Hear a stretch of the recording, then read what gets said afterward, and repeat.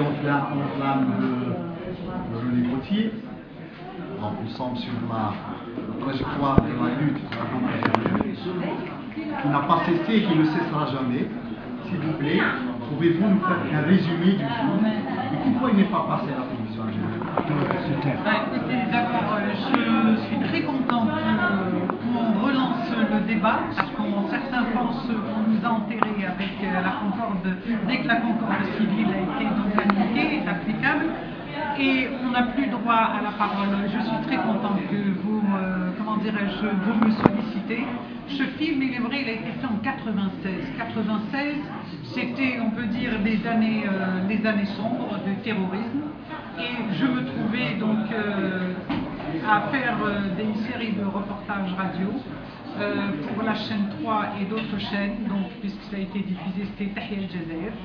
Et je m'étais dit, pourquoi ne pas démarrer de faire un film où les personnages, enfin les femmes, les personnes qui interviennent seront des femmes. C'est une petite anecdote, parce que quand j'étais à la télévision, je regardais la télé, il y avait plein de films et de témoignages. يجوز علي الله يرحمه كان معايا محمد كان معايا الله يرحمه وكنا مع جمال مالك il y avait aucune femme qui parlait. Je m'étais dit pourquoi ne pas faire parler les femmes, et en tant que féministe, ça ne veut pas dire que j'exclus les hommes. Je m'étais dit il faudrait que je fasse parler des femmes anonymes, des femmes qui n'ont pas été sollicitées. Moi j'ai été sollicitée par toutes les chaînes de télévision. Je voyageais, je me déplaçais, j'intervenais, mon point de vue passait, et à travers moi peut-être le point de vue des démocrates algériens. Et là je m'étais dit, pourquoi ne pas donner la parole à ces femmes? Et j'ai pensé à qui? J'ai pensé bien entendu à Rabia Silami. Rabia Silami, pour moi, c'est une grande dame, et elle l'est encore, dans toute sa souffrance, mais elle l'est encore, elle continue.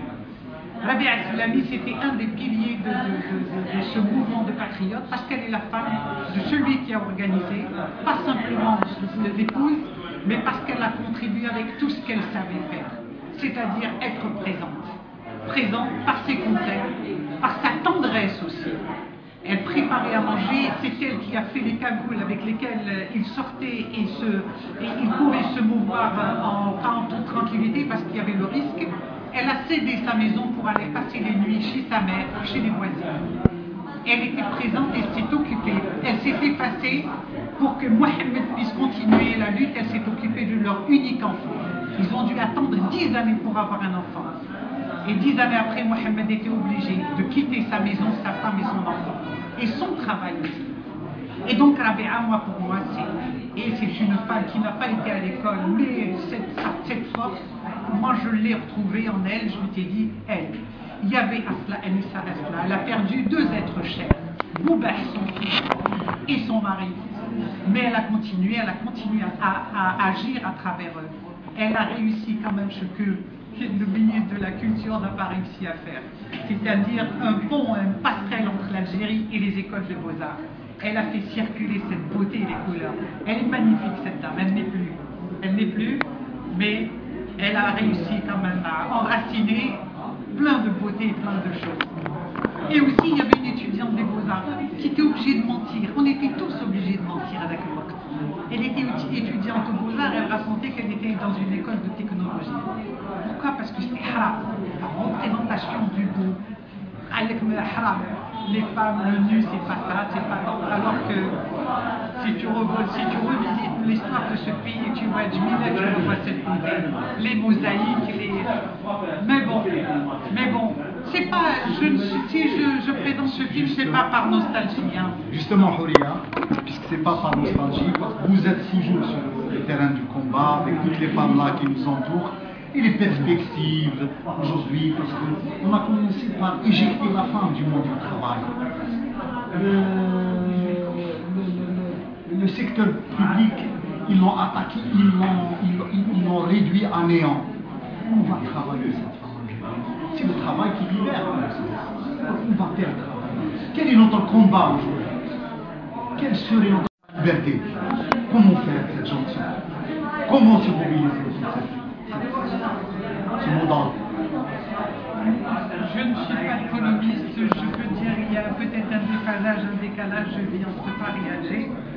Ce que je peux dire, c'est qu'il faudrait qu'on réfléchisse et qu'on se remobilise autour d'un projet de société. Parce que quand on parle des femmes, c'est tout le monde, c'est les jeunes, les femmes, les jeunes, et celles qui sont doublement exclues, ce sont les femmes. Elles le sont juridiquement, le code de la famille, pour se marier, pour travailler, heureusement on les autorise, comme dirait l'autre, mais c'est le projet de société.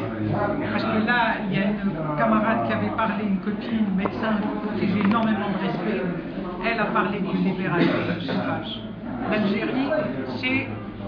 Pour beaucoup, c'est quoi? C'est le puits de pétrole. Alors qu'il y a une richesse, on a des câbles, on a des terres, on a des... c'est tout cela, c'est-à-dire qu'il y a des richesses, et ceux qui font ces richesses sont exclus. Cette redistribution, ils n'en profitent pas. On n'est pas des pauvres, on n'est pas des mendiants. On a envie que ce pays s'en sorte. Ben, tant qu'on aura un projet de société bancal, eh ben, on aura le reste bancal.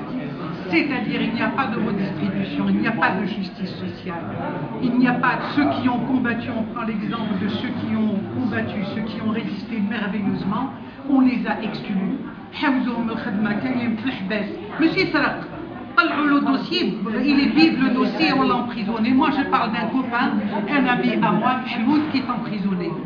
C'est ça le problème, c'est le projet de société qu'il faut qu'il soit républicain, il faut que tout le monde puisse participer et le renforcement du service public. Américain a le service public pour les banques.